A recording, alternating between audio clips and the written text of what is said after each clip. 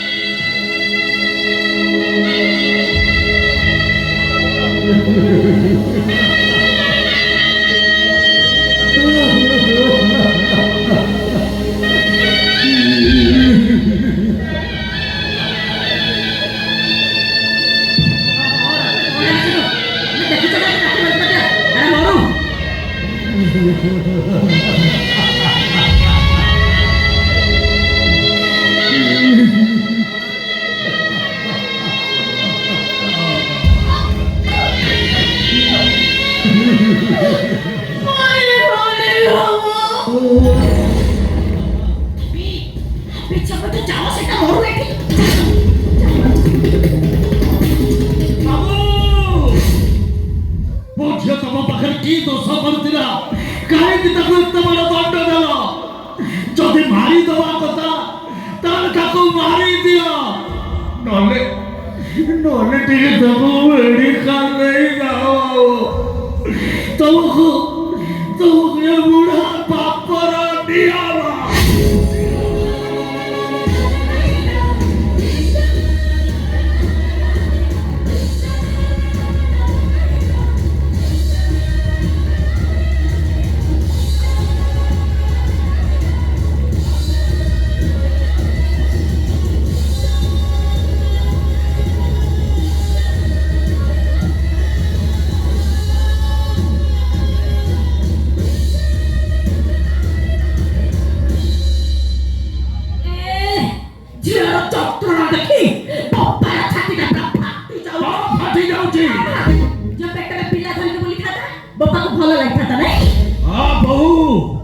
अरे बाप मां को पिला को जंत्रणा केते कष्ट लागे सेटा बाप मां जानी चंती।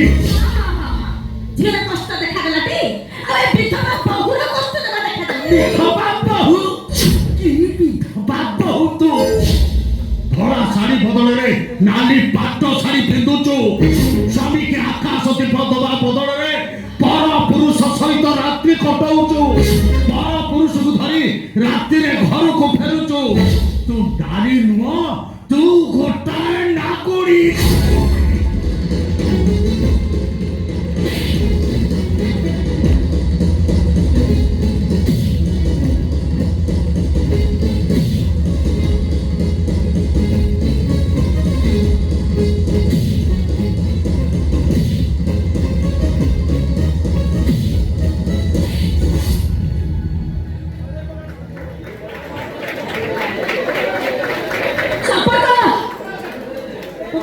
कौन संपर्क?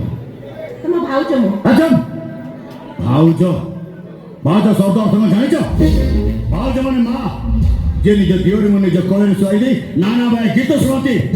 ए तुम एमिति भाउज जे दियोर को स्वामी रूपे पाबे पागल हे जाउछि।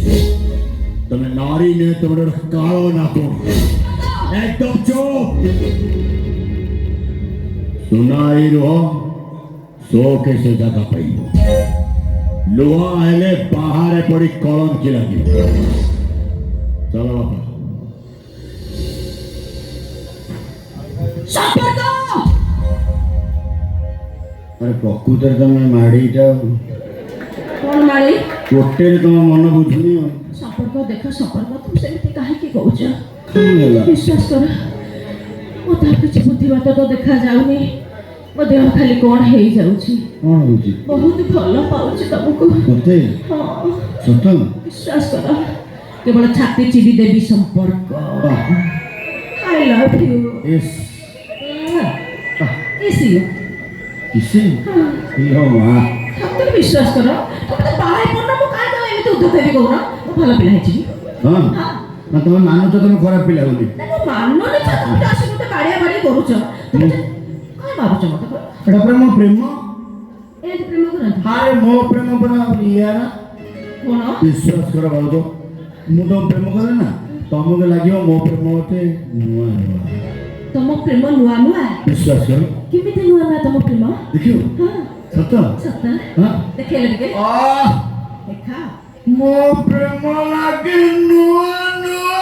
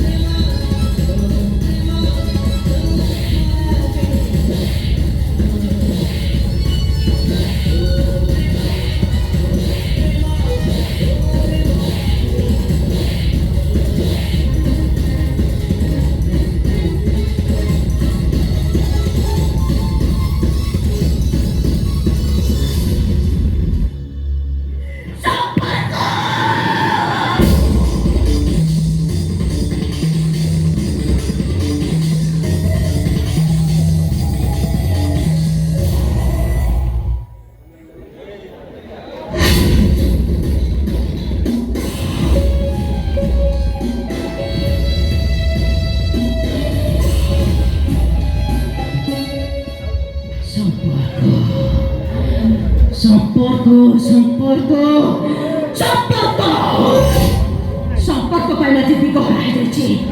ଚାହିଁଥିଲି ମୋ ପ୍ରଣୟ କ'ଣ କଲା ସେ ମୋ ଦେହରେ ପ୍ରାଣ ସୃଷ୍ଟି କରି ଚାଲିଗଲା।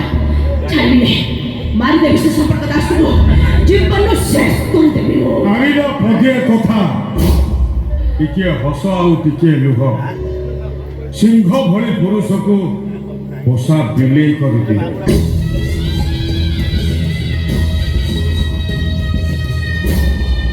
ସାର୍ ଆପଣ ପୁଣି ଆମ ଘରେ ଆସିବାକୁ ବାଧ୍ୟ ହେଲି। ତମ ସ୍ୱାମୀ ମରିଗଲା ପରେ ମୁଁ ତୁମକୁ କହିଥିଲି ସଙ୍ଗୀତା ତମେ ତମ ସ୍ୱାମୀଙ୍କ ଚାକିରିଟା କର ହେଲେ ତମେ ମୋ କଥା କିଛି ଶୁଣିନଥିଲ। ତମେ ତମ ଚାକିରିଟାକୁ ତମ ଦିଅରକୁ ଦେଇଦେଲ। ସମ୍ପର୍କ ଥିଲେ ମୋର ସାହା ଭରସା ମୋ ଭବିଷ୍ୟତ ପାଇଁ ତାର ଚାକିରି ଦେଇଥିଲି। ଏ ଦୁନିଆରେ କଳା ମୁଣ୍ଡିଆକୁ ଚିହ୍ନିବା ବହୁତ କଷ୍ଟ ସଙ୍ଗୀତା। ତମେ ମଣିଷ ଚିହ୍ନିବାରେ ଭୁଲ କରିଦେଲ। ଠିକ ଅଛି ହେଲେ ଏବେ ତମେ କ'ଣ କରିବ? କ'ଣ କରିବି ଆଉ ଯେତିକ କଳା ମୁଣ୍ଡିଆ ବସିଛନ୍ତି କାହାକୁ ମୁଁ ଆଉ ବିଶ୍ୱାସ କରିବିନି।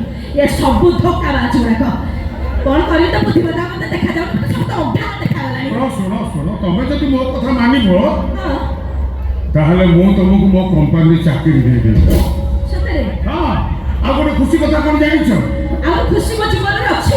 ଅଛି ଅଛି ଅଛି ହାପି ସହିତ ମୁଁ ତମର ବାହାଘର କରିଦେବି।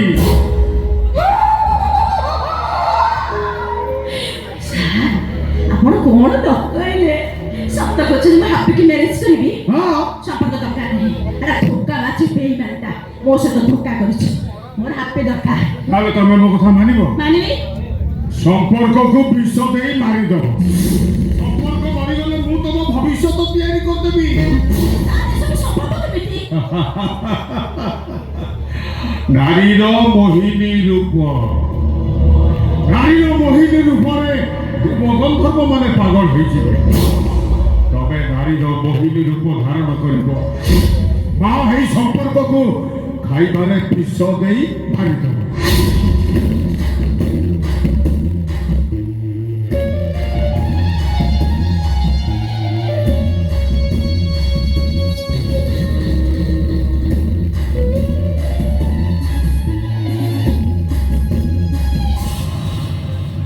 ଆଜିଠାରୁ ଏ ସଙ୍ଗୀତା ମୋହିନୀ ରୂପ ଧାରଣ କରିବ।